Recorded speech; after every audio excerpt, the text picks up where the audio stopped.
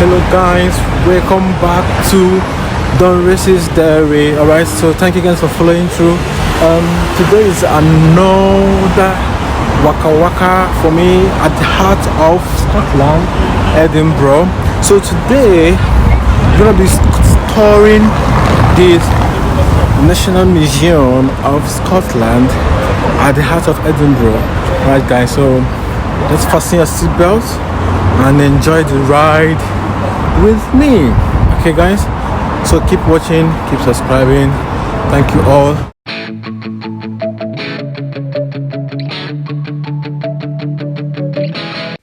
Alright guys, welcome back to Don't Racist Diary. If today is your first time of joining, if this is the first time of watching, we are into travels, we're into cooking, we're into gist and a whole lot of other information. So just keep subscribing, keep supporting Don't Racist Diary. Guys, so today we're gonna be talking about history, which is the past, and we're also going to be talking about the present as we are going to the National Museum of Scotland. Alright guys, so when I was on my way to the museum, something just struck my mind. I was just thinking, like, what would be of me, or what would be told of me when I'm gone after my life here on earth? Because what I was about going to watch is just the life of great people who have impacted the society, their own society, the world at large, and the things they left behind. You get what I mean? So I was like, the life I'm living today, the life you and I are living today, will be a history tomorrow. So many people will want to learn from it, whether good or bad. So whatever you are doing today, there will be a record of it, maybe by many people or by few people. So guys, we just arrived in the National Museum of Scotland. So you can see how big and massive this structure is. Okay, it's very, very massive. Look at how big it is. It has 3 floors. Okay, and so this National Museum is 150 years plus. If I am right, it is 156 years old. So you can imagine how long they had been collecting things from different countries, from different parts of the UK, from different parts of Scotland. They've got loads of things ranging from anatomy, from technology, from biology, earth and space, like a whole loads of things. Okay, so this museum, it has in total a collection of 12 million items from all over the world. 12 huge million of items, guys. The Museum of Edinburgh. Yeah, this is the mummy. Coffin lid. Alright guys, so let's keep talking about the history, the future, and the present as well. So yeah, there are a lot of countries, there are different types of museums. They've got the Museum of History. I've been to a couple of them actually, but just because I didn't make a documentary of some of them, but I still got them in my phone. Maybe one of these days I'm going to release them for you guys. So, but this is one of the fascinating museums I've ever been to, because of the fact that it has loads of things from different countries. Okay, yeah, we've got different kinds of museums. We have the Museum of the Future, for instance, in Dubai. Dubai has got the Museum of the Future. So that is fiction. Yeah, they envisage the future, what the future would be like. That is a plan. It could manifest, it may not manifest. All right, but what we are talking about today, or what we are looking at today, is the Museum of History and Present, like what happened in the past. Some of the events that happened, some of the people's culture, traditions, their way of life, inventories, how they pass from one evolution to the other. Guys, this is so massive. There are a lot of things I saw here, and it's blew my mind up. I really enjoy this whole thing. Well, according to record, this museum has gone through renovations and architectural redesigns, but it has still maintained its original design. Because if you go online and type, the history of the National Museum of Scotland, you still see that the design, the structure is still the same. Just that as time goes by, it generated from diesel engine, of lighting the whole museum to electricity, and now the lifts and all those stuff inside it. But the main structure has been the same right from the beginning. It's just that the interior were just changed and some other things were added to it, but the originality is still there. So guys, so this is so massive. I hope you just fasten your seatbelt and enjoy this with me. Guys, look at just the inside. Look at this. These are the first generation of technology. When I entered inside, I was like, ooh. They have different sections. Okay, they have the sections for animals. They have section for for technology. They've got section for people and culture. They've got section for for statues of different great men and women from different countries. They have. Do you know what it means to have 12 million collection of items? Okay, guys. So it took us 3 hours. Okay, 3 hours, but yet we couldn't even finish seeing the whole stuff. Who on earth will see 12 million items in 3 hours? Is it possible? It's not. For you to, if you want to enjoy this, okay, guys, because I was really rushing when I went there, but it was only because they open at 10 a.m. in the morning and they close at 5 p.m. in the evening. So if you really want to have a good glimpse of this, see a lot of things there, then you need to go early in the morning, go on time, spend a lot of time there, okay, and take your time. If you want to do research, if you don't want into research, you want to see some, a lot of things. Look at these things, Kai. Look at the machines. When they tell you when they manufactured these machines 100 years ago, 150 years ago, 90 years ago, you're like, wow, So, and look at this. This is one of the things I saw there was is atom smasher. Those of us that studied chemistry in secondary school, you don't know what is atom crusher. You just only know what is atom. There are a lot of things you don't know about atom. You only saw them the drawings on Akbabio, and those chemistry textbooks. If I'm not mistaken, look at it. This is the atom smasher. All right, so guys, it's lovely. Look at how beautiful the interior is. So this is not the actual collections. Like, this is not the main collection. This is just the displays. Some of the big ones, they just display them outside. They've got sections inside, different sections. They are so massive. So this is a washed up well. Have you ever seen a well before? And a mammal, have you ever seen it before? A sea mammal? No. So look at the skeleton of a sea mammal. Guys, guess what this is? This is called a feast bowl.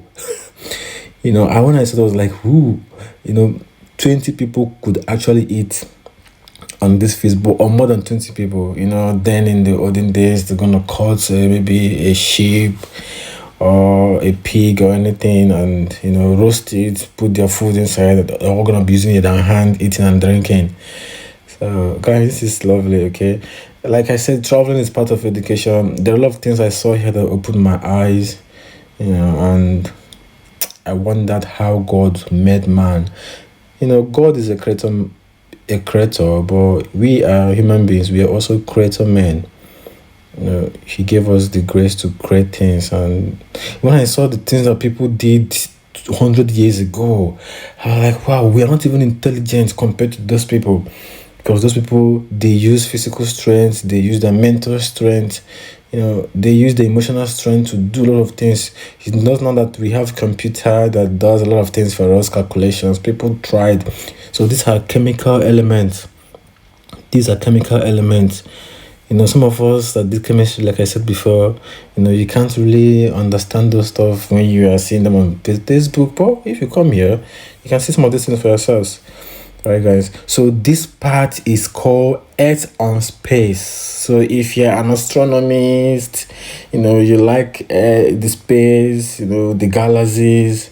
There are a lot of things I saw here.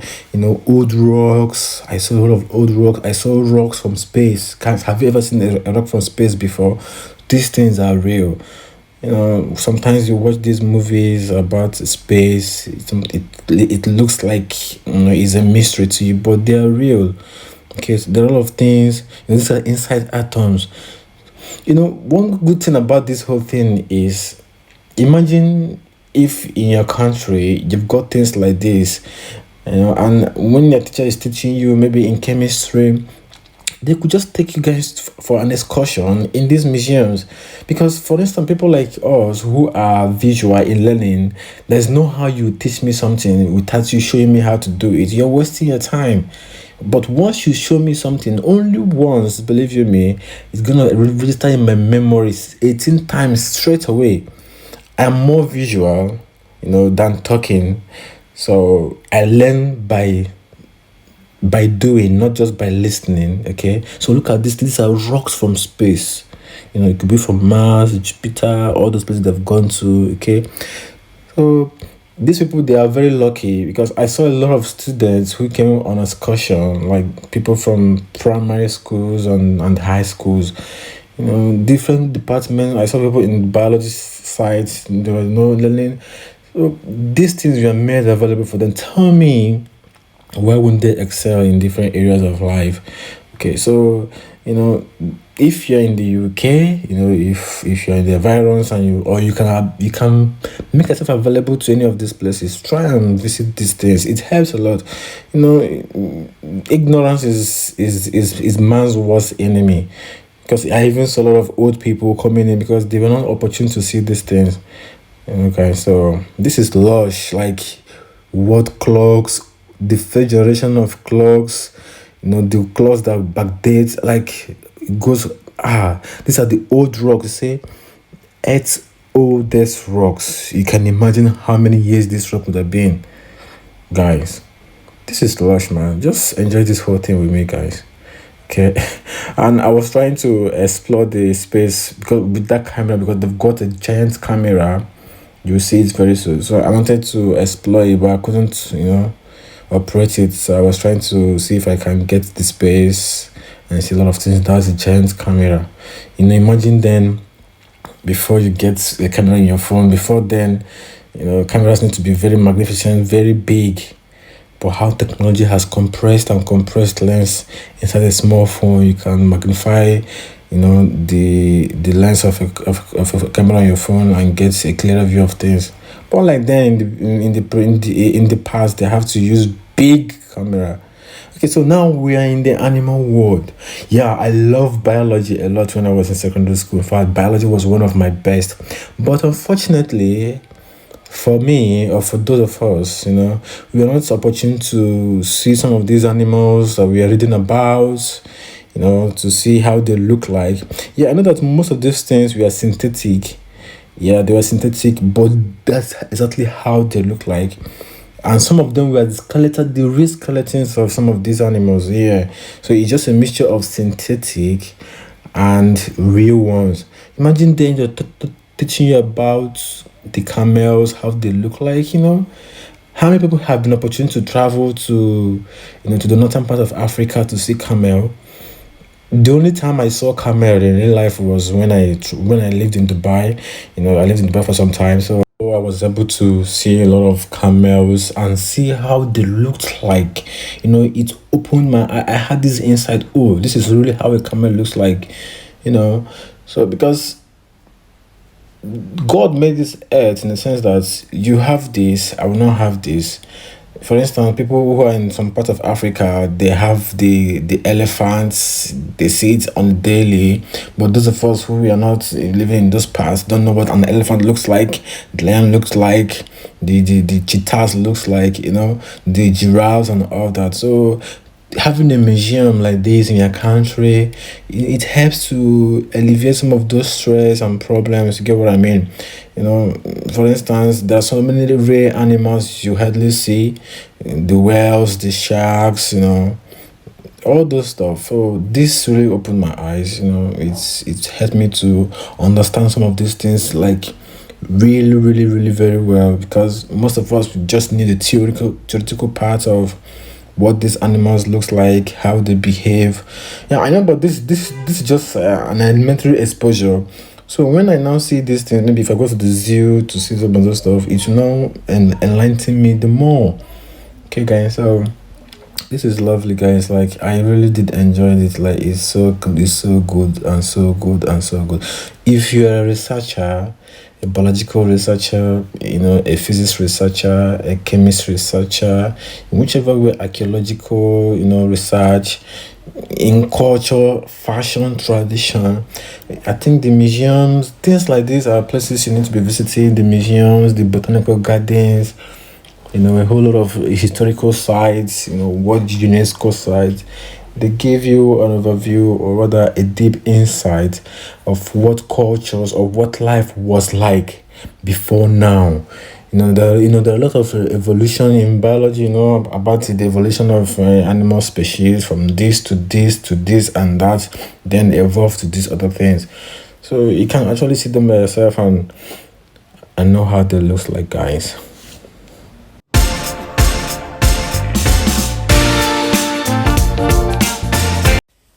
So in this part of the museum is about culture. It's about other people's culture.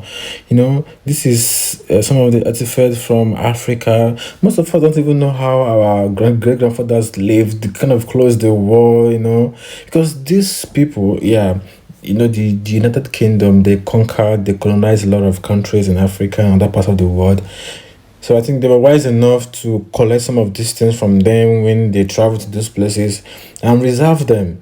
Because most of us don't even have access to some of these things. Our great grandfathers. Look at how tall this statue looks like. Very tall. Most of us don't know these things. We don't even know our heritage. We don't know how, the history of our society, our villages, our cultures, the things they used to do, how they started life, So these things preserve culture. That's one thing I like about museums, especially the museums of history. They preserve culture.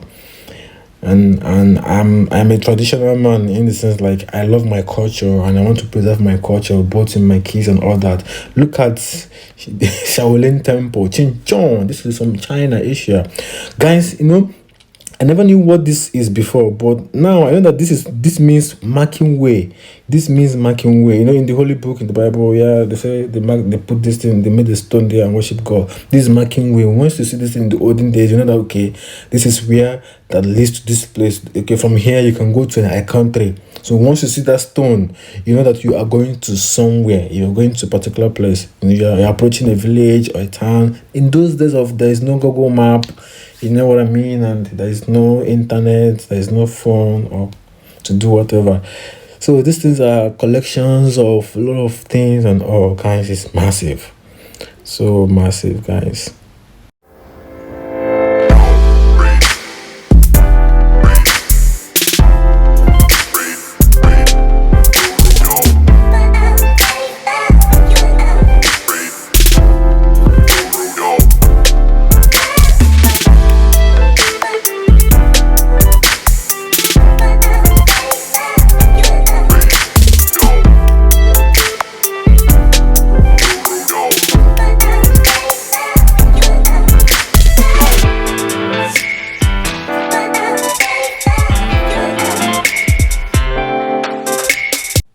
Yeah, guys, so this section is ceramics, plates, the first generation ceramic plates, how it all started from, the potters, all those people that know how to pot, how to make pots, you can see the pictures here from different worlds.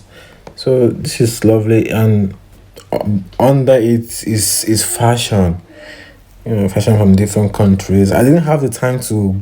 I was really, really rushing, guys. I was really rushing. There are loads of things to do here. You need to take time because the life of a vlogger is not really easy. You're also watching things for yourself. You're also trying to capture things for your fans too to see. As you can see, look at different slippers, shoes, clothes from different parts of the world. The first generation shoes. How it all started and all jewelries.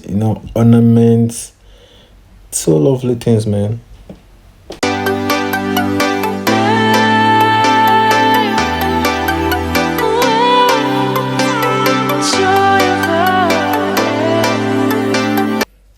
Alright, guys, this is the part I love so much. Okay, generally, I love technology. I love flights, cars, those fleets of airlines and stuff. Like, if you can take me to the airport every day, I'll be going to the airport every now and then. I love flights a lot. I love them so much.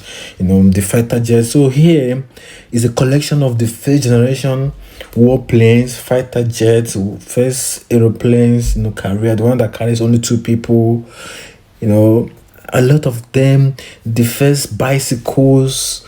Gosh, there are so many things here. I was like, woo, the first telephone, the first telephone box, the first steam. I've seen the steam engine here, so many things that first happened. Oh my God, the first speed cars, the first Formula One cars, all those. But this is a collection of both the old and new. You see the first bicycles from different countries, the first even the first computer. Guys, I saw computer. I was like, whoa, that was so massive. The first generation computer was so massive with a very small resolution of screen. I was like, yee. But now you can carry your laptops in your bag as small as 10 inches, 14 inches laptops. Then the typewriters were massive. Then the first sewing machines, how they evolved from one generation to the other. The first television, the black and white TVs. Now you have your iPad. I using the iPad on top of that, computer. How big it was then, but now you can carry it as a phone. You can use your phone and do a whole lot of things, guys. This is so nice, guys. It's massive, or it is fascinating how life evolved. From one phase to the other, both in technology, in lifestyle, in our habits, in the things we do. So these things are very nice. Like, it opened my eyes on what life used to be. Guys. So, from the top story, you see, the hallway of inside of this National Museum. And it's, even outside there, you can see some of the machines, the engines, clock, the some of the machines they used to make clothes. You know what I'm saying? So those are the things, man. It's very nice. I really did appreciate my going to this National Museum. So if you're in Scotland and you're in Edinburgh, try and go to this museum. Okay, now, so this is the energy section, the electromagnetic section of it. If you read physics, you understand what I'm saying by electricity, magnetism. The first generation of bulbs, the first generation of a whole lot of things that has to do with energy and technology. The new ones too, they are all here. And so you can see a lot of things. Back then in secondary school, they keep showing us pictures of some engines, their motor, this and that. Well, if you show me now, I won't even know. Look at this. These are the bulbs, the different kinds of bulbs. The first generation bulbs, different colors, different shapes. Guys, this is a massive. Like, some of these bulbs are 50 years old, some of these bulbs are 100 years old. Guys, these are all the things for high tension, transformers. How they all started, guys. Just find your way to the National Museum of Scotland if you can. All right, but if you cannot, just enjoy this. This video is so lush, guys. So this is beautiful. And now you can see the statues of a lot of great people from different countries, from Greece, from Asia, in China, Asia, in India, Japan, the United Kingdom, other parts of Europe, America, Africa. These are the God. It's so the statues. They're massive. So yeah, guys. At this point, I was already getting tired. Like I was so tired. You know what I mean? Walking about for like 3 hours plus inside this museum is massive, guys. And I was just rushing because I wanted to capture a good part of the museum, but I didn't even finish going to the other. There are other parts too that has real Scottish histories, the real Scottish history, other parts of the building. It was massive, but I couldn't make it to that place, guys. So I'm sorry if your opportunity, just go. And like I told you, if you're going there, make sure you go there on time so you can explore this museum a lot. Explore it, okay? All right, guys. So this is the end of our exploring and adventure in National Museum of Scotland. See you guys. All right, guys. I hope you had fun watching this. Like, it's so massive. This museum is so massive. It took me more than 2 hours. I couldn't even finish seeing the whole thing. Like, it's crazy, it's mad. The technology, the history, animals, like everything they have a little collection of culture, fashion, jewelries. Okay, so guys, just keep watching. Okay, just fasten your seatbelts and wait for more of my episodes. So thank you so guys for watching. Thank you for staying. Thank you for believing in me. Take care of yourself, guys, and see you some all the time. Bye.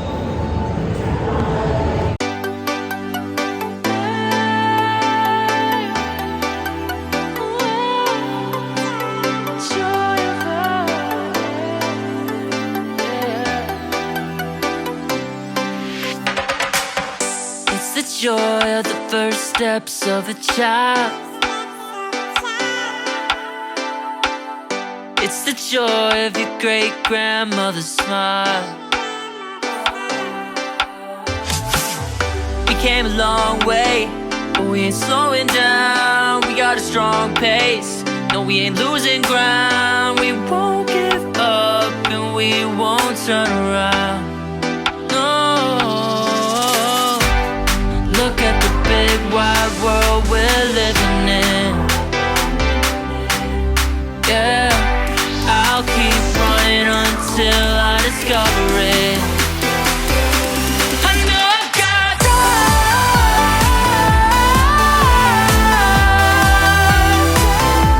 I know I've got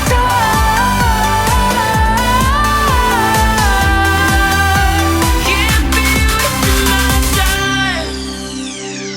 You make friends all along the way, to break bread on another day. Always there to give you advice, help you find the wrong from the right. Even when you're not in their sight, you'll be alright. Just look at the big wide world.